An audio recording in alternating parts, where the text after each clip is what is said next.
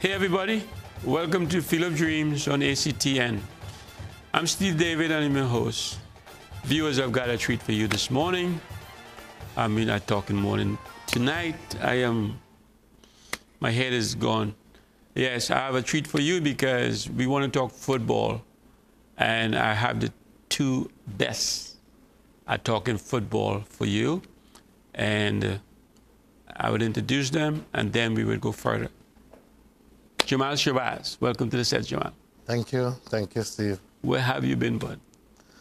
I've been traveling throughout the Caribbean, between St. Lucia, Guyana, even as they lift the travel restrictions. But I've been here during the major period of the pandemic. Okay, great. Glad to have you. I always say, anytime you say something, I believe it.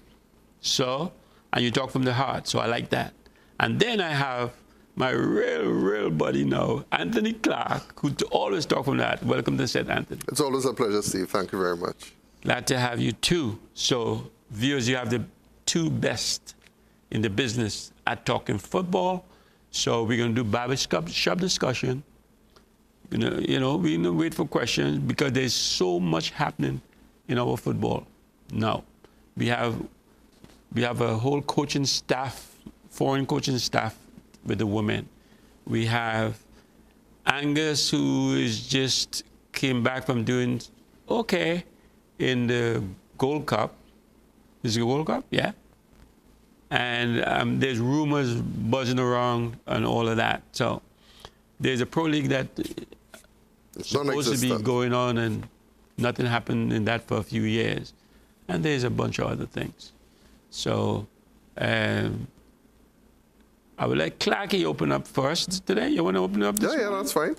All right, you open up this morning and so Shabazz can get in and jump in. Yeah, I want to start with the controversy with the women's football. Okay. And the selection of the coach, how that coach was selected, ever being the head coach of any team, not having any results under his belt, how could that happen? And with Jamaal being right, with him creating the women's game in Trinidad and Tobago, right. I want to know how he feels about that. Okay. Well, first, Clarky, it's good to see you in person after so many years. Yes. But more importantly, just to correct, I was just part of a group of people who, and people who preceded me, like Robbie Greenidge and these people who helped push the women's game along. Of course, we've dedicated our lives to it because, women's football was the outside child of the TTFA for many years, right? And, given what has happened here, I am very disappointed. I'm not one to cry over spilt milk, but for posterity, for future reference, we cannot, as a football association, continue to operate and make these type of decisions. And I think the people who selected the coach should be called to account and should be given the opportunity to give some explanations. And to me, that is called journalism. Yes. We have coaches accountable, we have players accountable, but what yardstick do we use to make administrators accountable? It is a big problem in Caribbean football. Yes. And I say Caribbean football because I see myself as a Caribbean man. Yes. And, why haven't we brought a president from Europe or a general secretary from South America, as we've done with coaches? Yes. And this is something that throughout the region in sport, administrators, we've got to find a mechanism in which you know, we can assess their performance or Correct. lack of, you know. And with the women, I feel it for Richard Hood in particular. Not that he was the only candidate for the job, but being the person who was in there and give him his experience, you know, in women's football, Yeah. and give him the what is necessary now, I thought he was the ideal candidate. As you said, Clarky, they've brought a coach from Europe who has no experience as a head coach. Yeah. But Steve made the critical point of, he has an A license. Right. That's interesting. And I have a lot to say about that later on.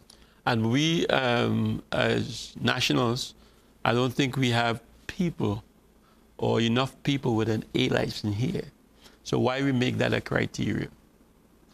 Was that a criteria? No, all right. I don't think that was a criteria in the selection. Oh, it's not? No. Okay. All right. I think if I remember correctly, the criteria was at least 5 years coaching women's football, which didn't say as a head coach either, but that was type of the criteria. It didn't ask for any qualifications in terms of licensing Okay. or anything like that.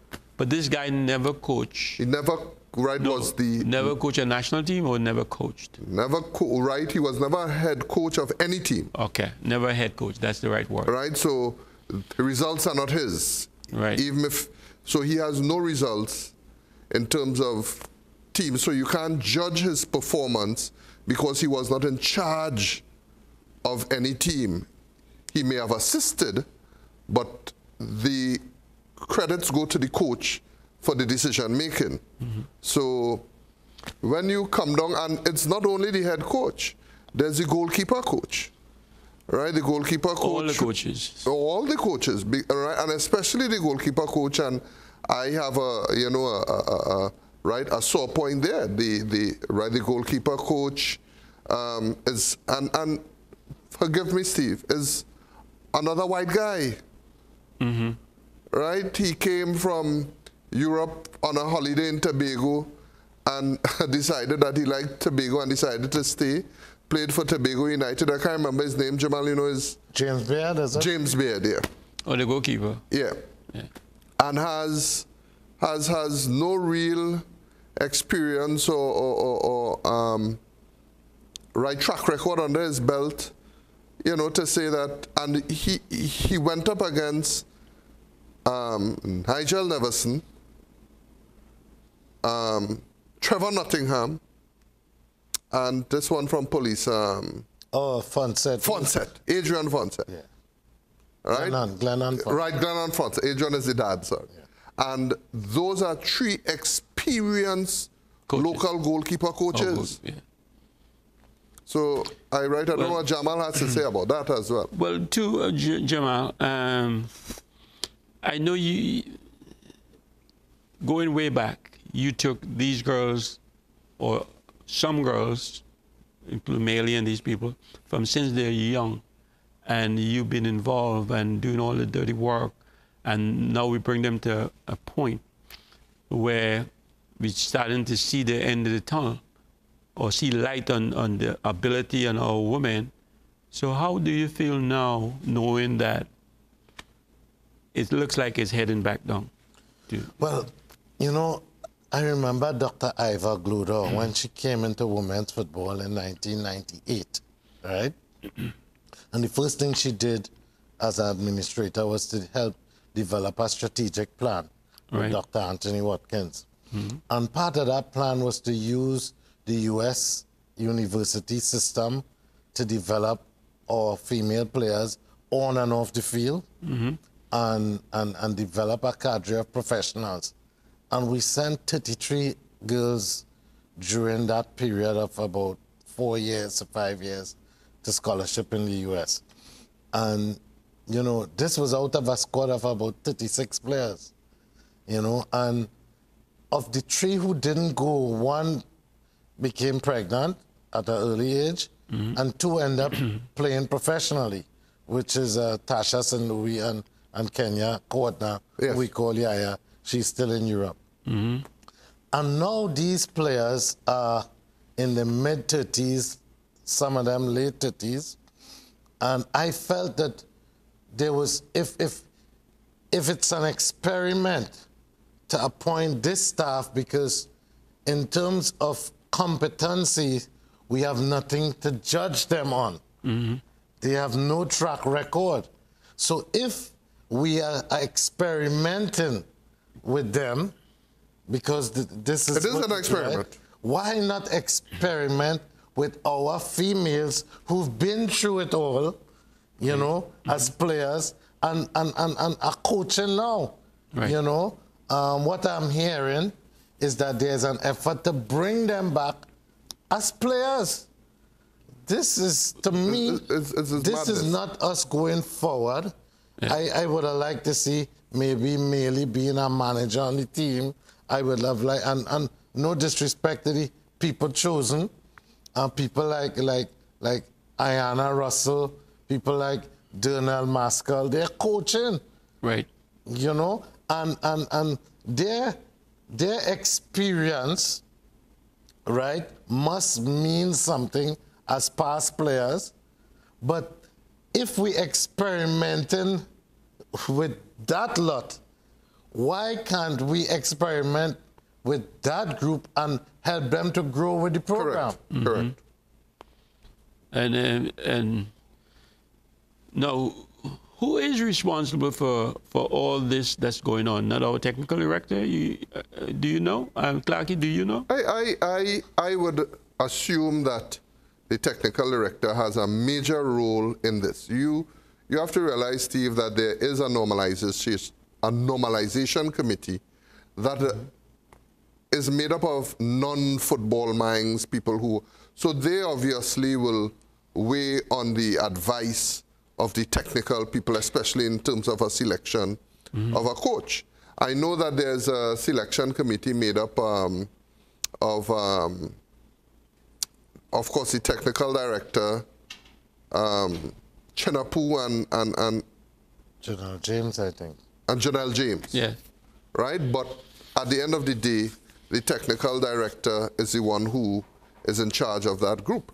I mean, even on that side, we have a very inexperienced technical director as well, right? Not saying it's negative or positive, but we also have a technical director with no track record in football, except a coaching school, right? And I have I wanted to question that technical director.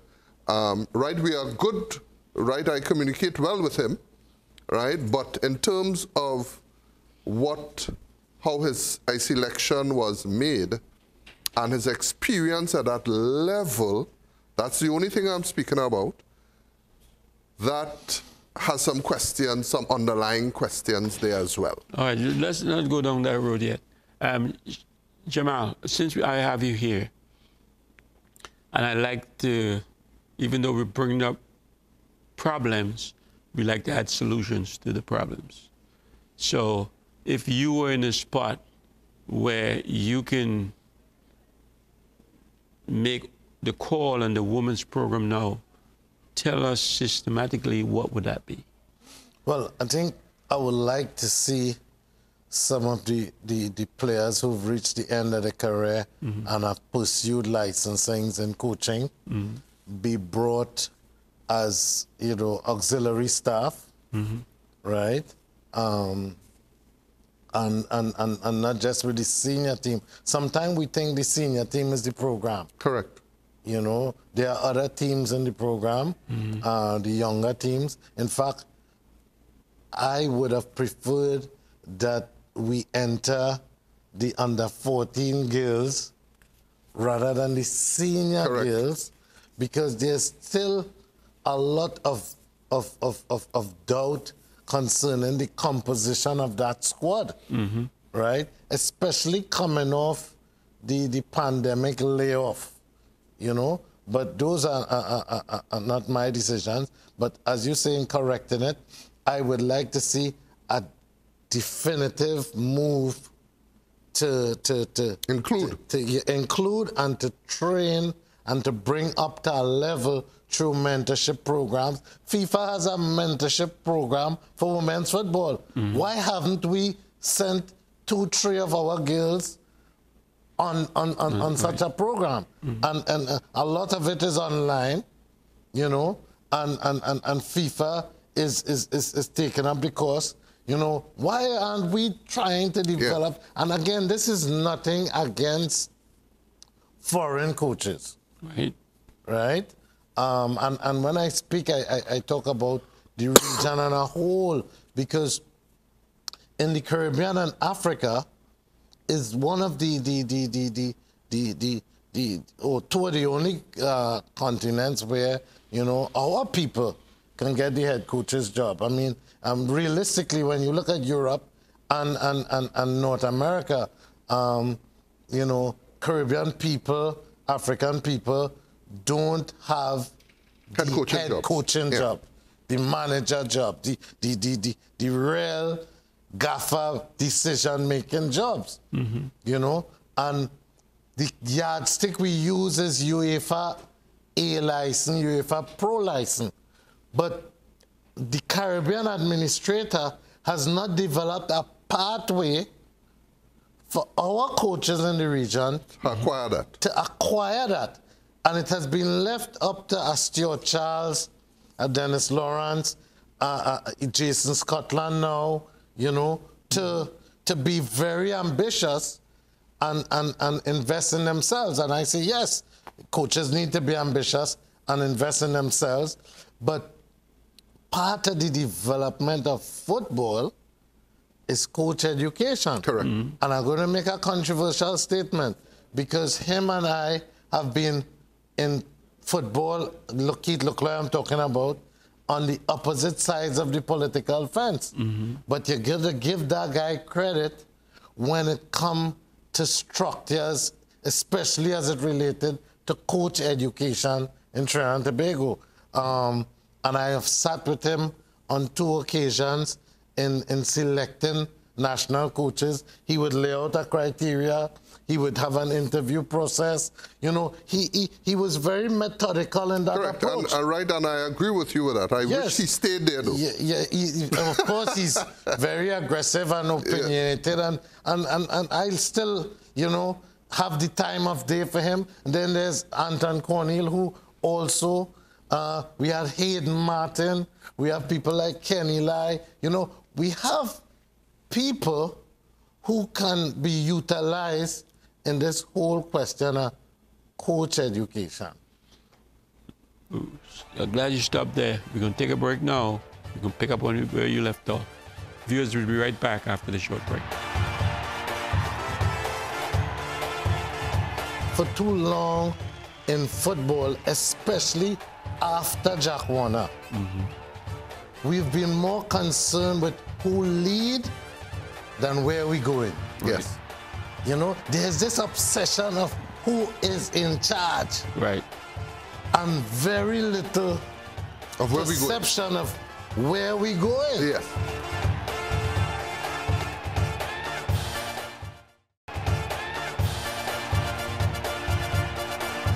Okay, welcome back, viewers. All right, my 2 generals here. You know, there's so much going on in football.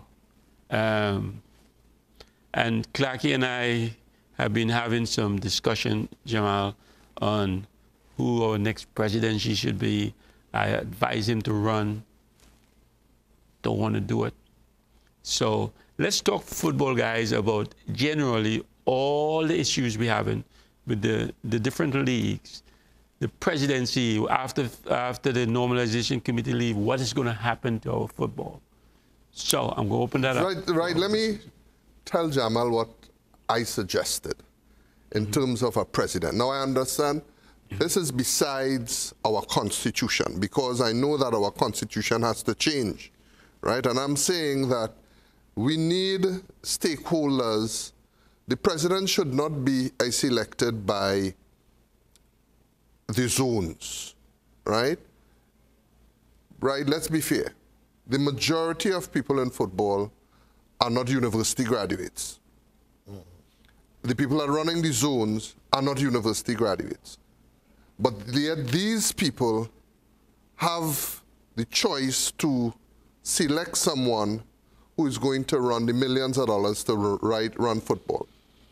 And I have said that we have always gone to, besides the Constitution, remember I made my disclaimer already. We have the government, somebody from Ministry of Sport.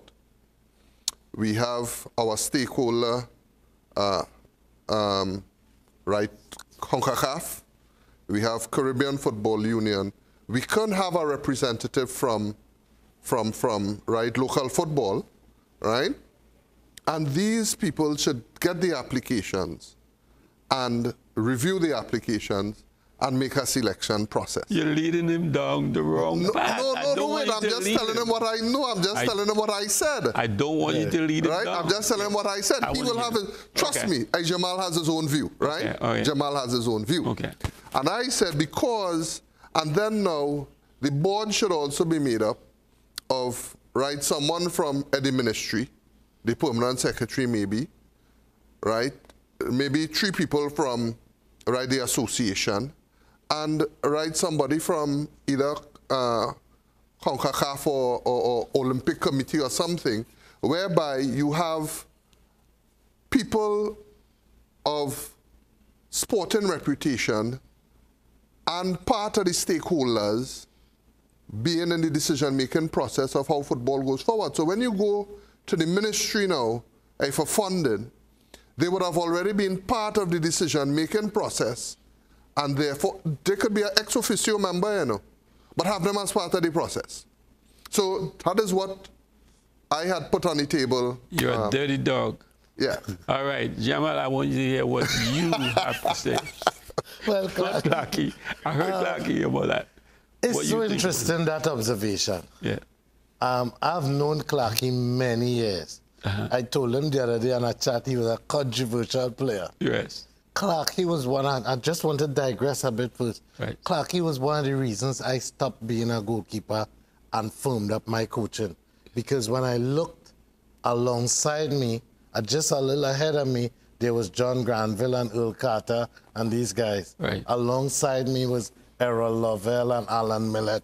And when I looked behind me, I saw Shaka, Ross Russell, and I looked behind them, I saw Don Harry, Anthony Clark, and I looked at their physique, I looked at their technique, and I said, listen, I'm not satisfied that we have enough coaches beyond the Vidals and the Cornels and the Roger Corner. And so he helped me make my decision to leave playing. And he's always had opinions, sometimes seem crazy also. Yes. But is that a default position that he's taken to make this new invention because we are in such a disaster? You understand? Right. And I think that for too long in football, especially after Jack Warner, we've been more concerned with who lead than where we're going. Yes. You know, there's this obsession of who is in charge. Right. And very little of where perception of where we're going. Yes. You know, so we have all these different tribes, all these different gang leaders, I like to call them, in football. Right. Right? With their own clip. And this is why I brought this, you know. All these warring factions. And I went on the internet. I have followed the Afghanistan situation very closely, you know. And I saw this, an agreement for bringing peace to Afghanistan between the Islamic Emirate of Afghanistan, which is not recognized by the United States as a state and is known as the Taliban, and the United States of America. Right. If the U.S., who does not recognize the Taliban as a state, could have a peace agreement with the Taliban, okay, for the benefit and the peaceful transition for Afghanistan, who've been in war for 200 years. Right. What is wrong with our people in football? Right.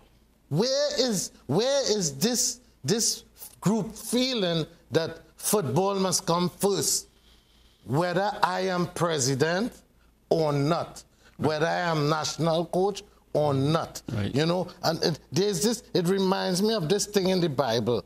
And I know Acts, being the station that it is, will understand this. I may not have the story totally right. But was it King Solomon, two women came to with a baby, right? And they wanted to determine, each one saying, it's my child, my child. And King Solomon said, okay, let's cut the child in two. Right. And give each one of you half. Right. May Allah make peace with King Solomon for such wisdom. And the one who was not the real mother said, yes, we're doing that, right? Because they want it at all costs. But the one who was the real mother, who had that connection, that maternal connection, that real love, right, said, no, let her have this child. Right. You know, and where are those with that real love for football in Trinidad and Tobago to say, hey, no, I don't have to be president. Let them be president. That will not determine my contribution. Right. And I think this is, so the Taliban issue, what was done with this incident with these two women and King Solomon, all those things on the day of judgment will be a witness against us, including Clarky, including me, including Axe, including you. They will be a witness against us that we have not done enough to bring peace and unity to the football. Right. You see, Jamaal, let me express some other thoughts on that. That happens because everybody is everything else before they are Trinidadian. And that's a country thing. They are PNM before they're Trinidadian. The UNC before Trinidadian. They are African before Trinidadian. The East Indian before Trinidadian. They everything else. But if you go to the US and you find someone in Florida or anywhere else or any part of the US and they can't even speak English good, you ask them, where you from? Even they now get naturalize it. They say, I'm American. They ain't even talking English properly. And you see that nationalistic connection, Trinidadians do have it, right? Yes, we came from all different parts of the world, but it's a national thing. And it goes down in football as well, whereby everybody has their own agenda in terms of, and they're not studying a national plan, and they're not looking at where we are, they're looking at what am I to get. And if the national program is not going as it's supposed to go, I out of the picture. If a president goes and he is concentrating on youth development and he thinks that, listen, it's going to take us 8 years, 6 years to progress, they realize that the national senior program is where I make my money, I'm going to start to attack this person. We are not nationalistic and looking at a holistic strategic plan for football in Trinidad and Tobago. Well, I remember this program with Dr. Henderson. Dr. Henderson, who I have utmost respect.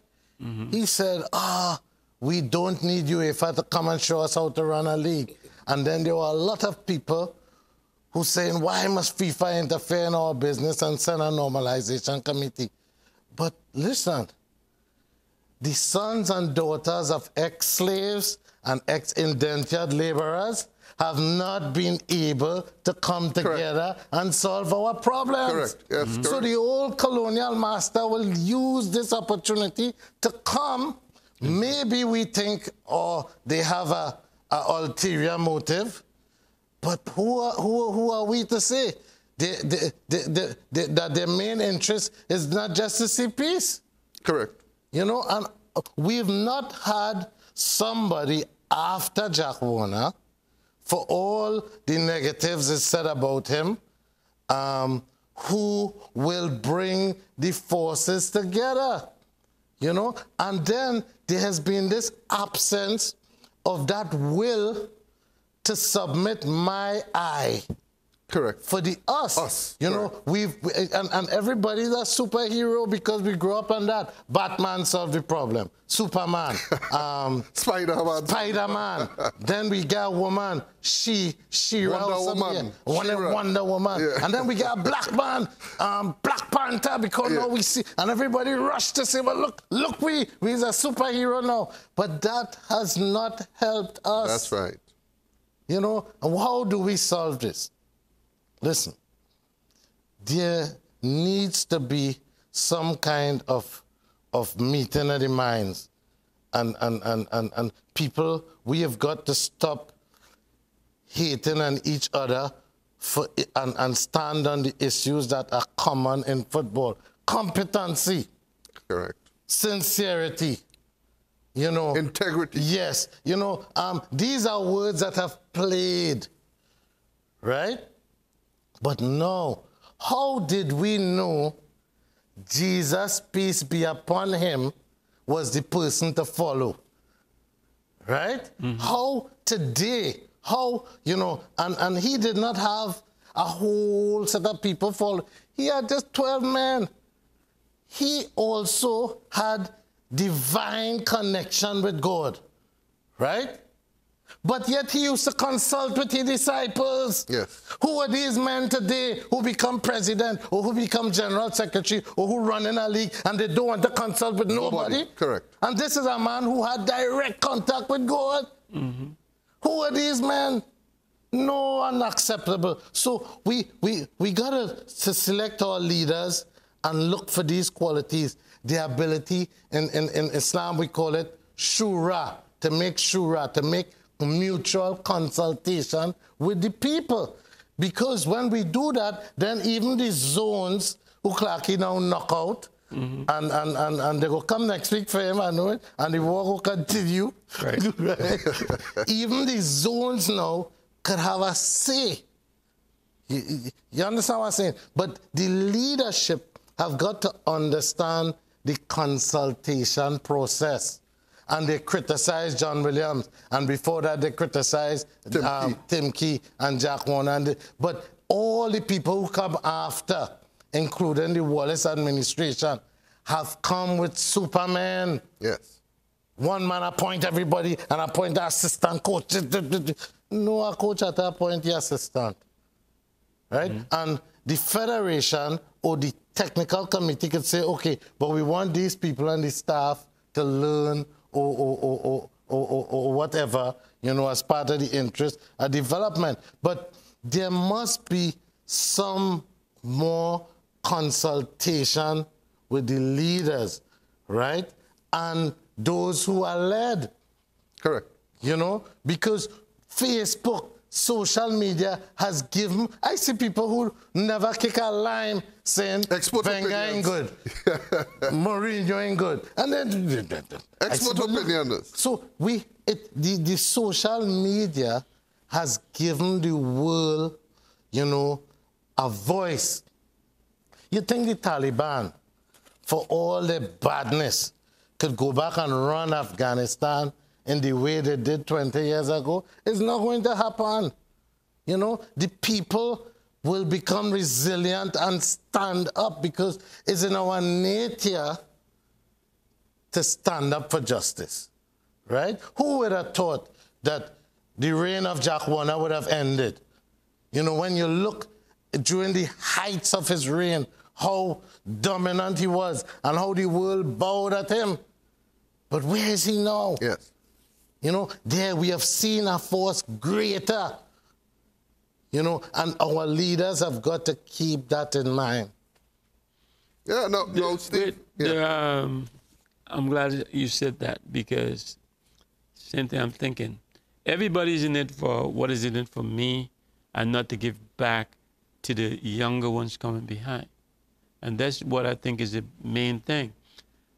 I always said, and I said it on the show, I would bring back how they used to have back in the day, and it's old, but it's based on what you just said as well. Bring back a selection committee. We you know, I don't want coach select no team. I want a group of people sit down and everybody trashed that out, and back and it's back in time and it's old time. But these are the things that I think, because, like you said, there's no iron team, so it should be. And even so, when all the different leagues have the different people in the selection committee and they're rooting for their players, but still, at the end of the day, it comes from everybody and not one person. So I am thinking all these things that we did back in the past should surface and come back to light. Yeah, I think it could, right? I think it can do that as part of the a screening process, send their players from their zones and so on. But I think it's ultimately up to the coach and his coaching staff to select the team. I just want to correct Jamaal with one thing.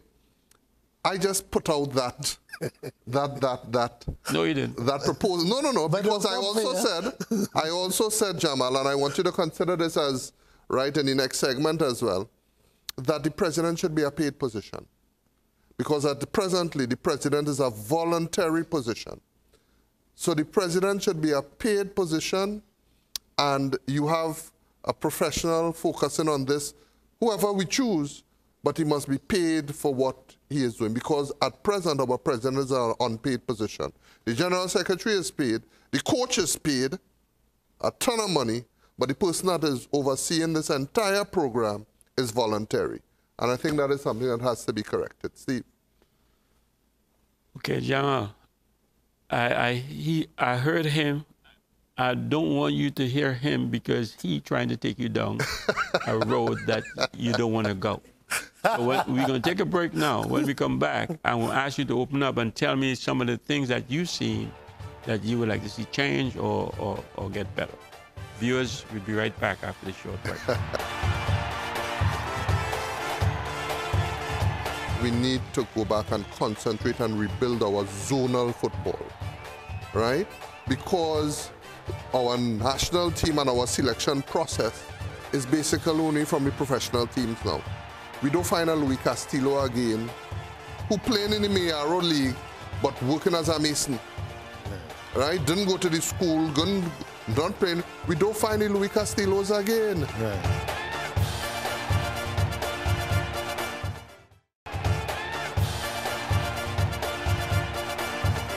Okay, welcome back, viewers. All right, John and Clacky, we got Jamaal, and I want to hear everything he has to tell us because wealth of experience and knowledge. So, and man, he's my idol, right? So he's mine too, huh? By the way. Right. So I want you to sum it all up. We have 18 minutes or so, last segment, to sum up all this and all that's going on and what we should do. I want to get your take on where you think football should go and how it should be done. Well, I think we've got to start from where we at and having a normalization committee, right? There's this pushback against them, and then we've seen the chairman publicly say that whatever he does it because he's been instructed by FIFA/CONCACAF, right? And I think that is where we must start. We've got to look at where's the interest of FIFA and CONCACAF. They're not interested in the nitty-gritties of our growth and development. They're interested in our existence. Right. Okay? So the advice they will give to him will be enough to keep us alive in football. I think the normalization committee must go deeper than that. If they really want to go down in history as having done something as leaders in the game, I think together with people in the football fraternity, they've got to come up with a technical pathway forward. And not just leave it for CONCACAF or FIFA to say, okay, well, enter this competition, enter futsal, enter beach football, enter senior women, a senior man. Maybe the senior women may not have been the best decision of the best technical minds in the country. But if you don't have something of a technical way forward to present to them, they will just dictate to you. Agreed. right? So I would like to see them co-opt people in the fraternity who has that intellect, right?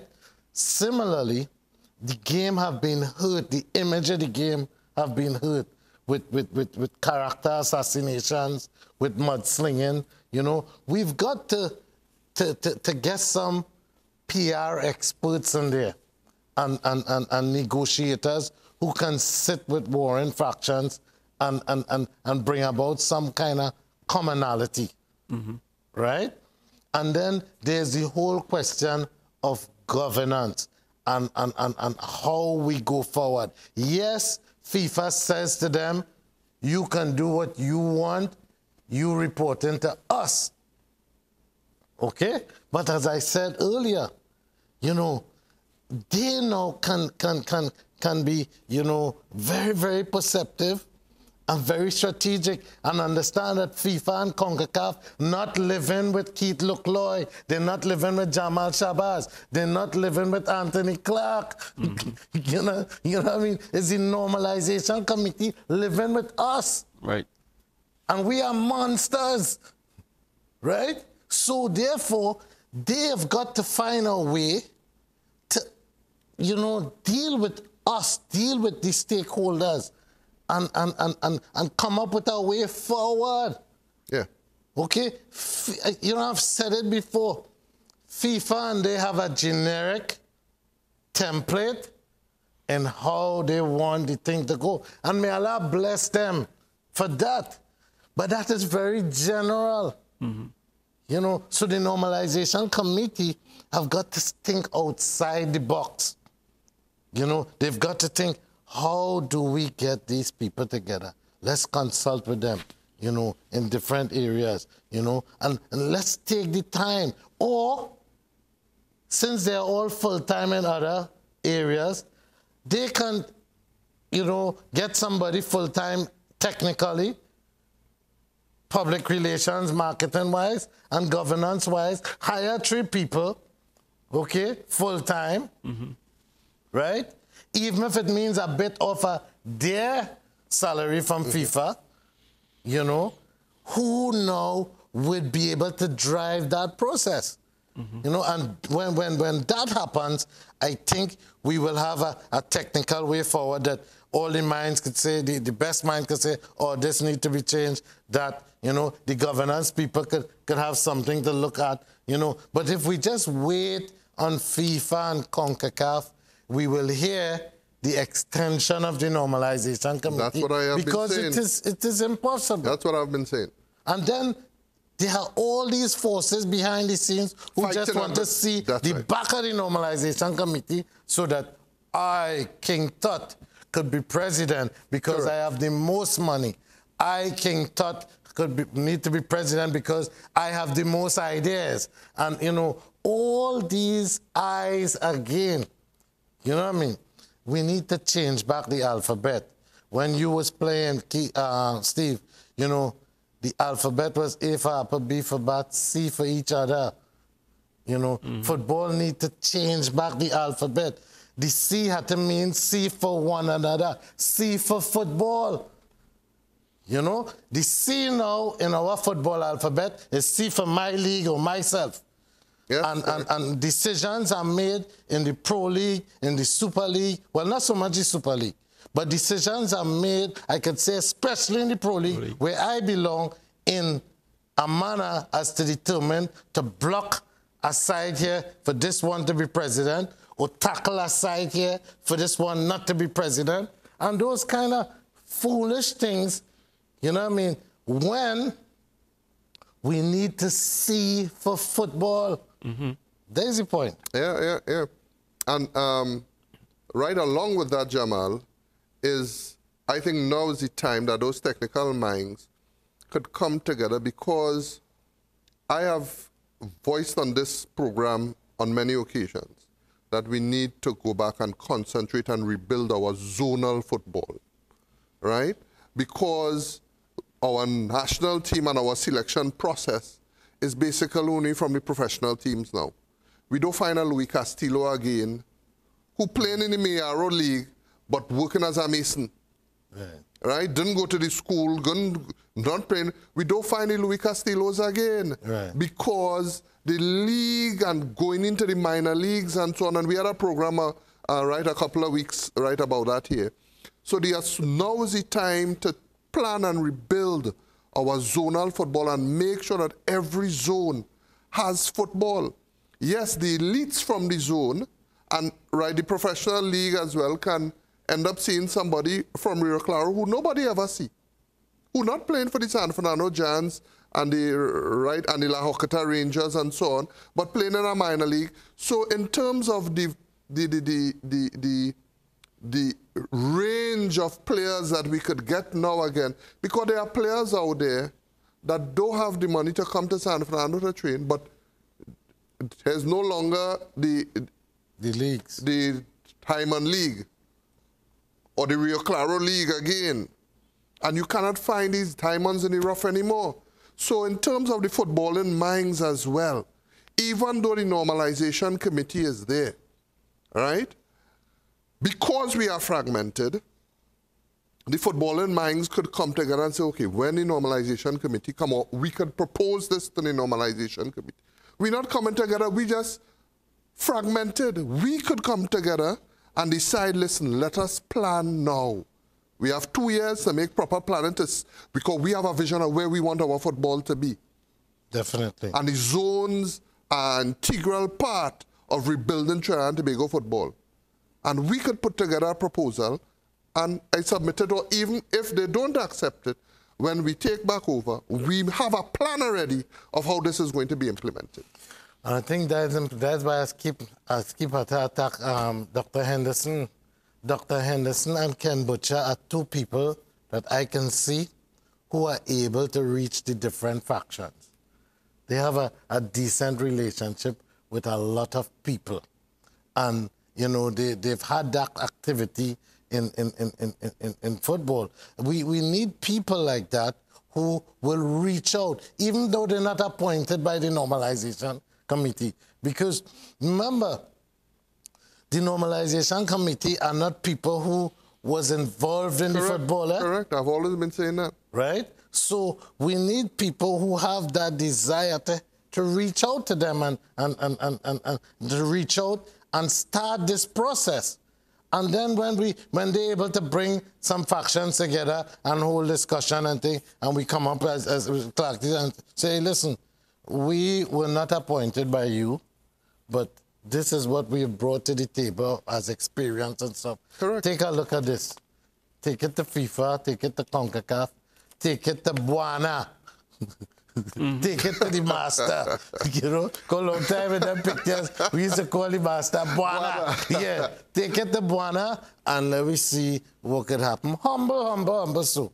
Right? So doesn't mean to attack Dr. Henderson, but I find he's one of the persons I look at over the years. You know what I mean? That could step in and make that type of difference. And, you know, coming back to the issue, why not Clarky? No. In terms of playing a leading role, he's seen all sides of the coin, you know? I told him so to run for president, but I don't want him to run for president. But I think his idea about forming the selection to pick a president does sound kind of good because it doesn't have any prejudice in it. And then the person who's appointed is going to be fighting for the right reasons and not for the wrong reasons. Too many people want that presidency spot for the wrong reason. And again, that's why I went to American politics. Majority of times you see the governor and the this and the that. It's people who have money, who don't need money, who does not care about what's in it for them. They kind of fight for the people. And this should be fighting for the people. And the people I'm talking about is the ones, them 8, 10, 12, 14, 16-year-old. These are I want our leader to be somebody who fights for these kids. And that's all I want. And this is all I want to see in football. That's why I'm sitting here trying to keep my eyes on things that's going right or wrong, and big up the things that's going right, and point out the things that's going wrong. So this is all I want. Yeah, right. I want to again say that what I was trying, right, I want you to understand the picture that I was trying to paint when I made that analogy. Yeah. We are going to the government all the time for money. It takes so long. So if in some way or fashion, as I said, they could be an ex officio member of the board so they understand the decision makings of right of the TTFA or whatever the new association will be. They come to the board meetings, and that happens on state boards as well. You have people from different fractions involved because we have to go to them for money. Yeah. Football requires funding. And most of the time, well, hopefully after this normalization committee's period is ended, we will be at a place where we are out of this deep hole of debt, right? And I think that is why, that's what FIFA's main concern is right now. You're right. They're really not concerned about our development or anything like that. They're concerned about getting us back to being existent financially. How do we stay out of the hole, though? Well, right. By moving forward, the proper selection and monitoring of our administration. Right. And with that, you can plan. I am from the Patrick Manning Training Academy. And when Patrick was in opposition, that is the time 2020 Vision came aboard, and he was doing a lot of work, even though he was in opposition. He didn't wait till he got back into government to plan that. While he was in opposition, people were coming together, I don't want to call any names, at his home, brilliant minds, and planning and planning and planning. That's why I'm saying now is the time, while a normalization committee is here, if we can get these fractions to come together for the good of football, and I wouldn't mind being involved in that. But I'm not going to get involved in, because I know what is in the belly of football right now. Let me ask Jamaal, what, and not a person, is a who, but not, I don't want the person from you, what type of person you would like to see as the president that are leading our charge going forward?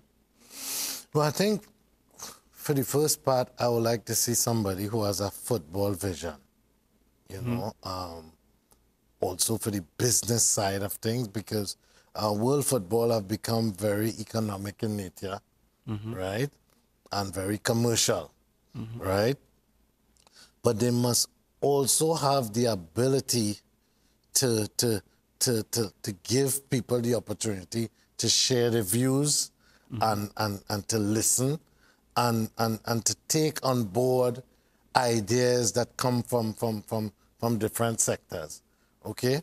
I also would like to see somebody who can work with people despite they not, you know... In agreement. Yeah, you understand? That tolerance factor, you know, is important, because it's a new world, more so with COVID. You know what I mean? The world reminds me now of a plane crash, and we are survivors. How do we navigate our way forward, you know, with being different tribes and stuff?